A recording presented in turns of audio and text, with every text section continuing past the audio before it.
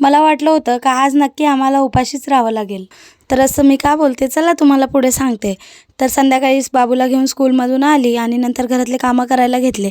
आधी त्याचे tiffin bottle वगैरे काढून घेतली, भांडे वगैरे आवरून घेतले, आणलेली भाजी वगैरे सगळं काढून ठेवलं आणि त्यानंतर प्रश्न पडला होता तो पिठाचा. तर आमचं दळण संपलेलं आणि मेन म्हणजे ज्या दिवशी आमचं दळण संपतं त्या दिवशीच आमच्या इथल्या गिरण्या बहुतेक बंद असतात. तर तसंच काही आज झालं होतं आणि अजिबात पीठच नव्हतं. तर म्हटलं चला आज काहीतरी वेगळं बनवूया जेवायला. त्या अगोदर इकडे दूध वगैरे गरम करायला ठेवलं, गॅस स्टँड वगैरे स्वच्छ करून घेतलं आणि घरातली थोडीशी जी कामं असतात एक्स्ट्राची ती अशी अदामधात करायला पाहिजे म्हणून इकडे रिकामी झालेले डबे वगैरे सगळे घासून ठेवत होती. आणि नंतर जेवण बनवायला घेतलं. तर म्हटलं आता पीठ तर संपलेलं होतं, तर म्हटलं खिचडी वगैरे बनवूया. पण साधी खिचडी आपण नेहमीच खातो, तर म्हटलं आज काहीतरी वेगळ्या पद्धतीने खिचडी ट्राय करायची होती. तर त्यासाठी इकडे कांदा टोमॅटो वगैरे कापून घेतलं.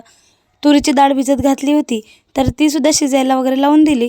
तोपर्यंत इकडे मी लसूण वगैरे सोलत होती. तर म्हटलं बाळाचासुद्धा होमवर्क करून घेते. ते इकडे तो होमवर्क करत होता आणि मी लसूण सोलून घेतला. तोपर्यंत इकडे माझी डाळ वगैरे छान शिजली आणि मी भातसुद्धा शिजवून घेतला.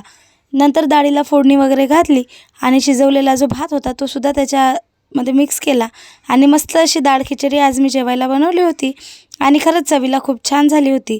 तर चला मग भेटू उद्या. तोपर्यंत बाय. श्री स्वामी समर्थ.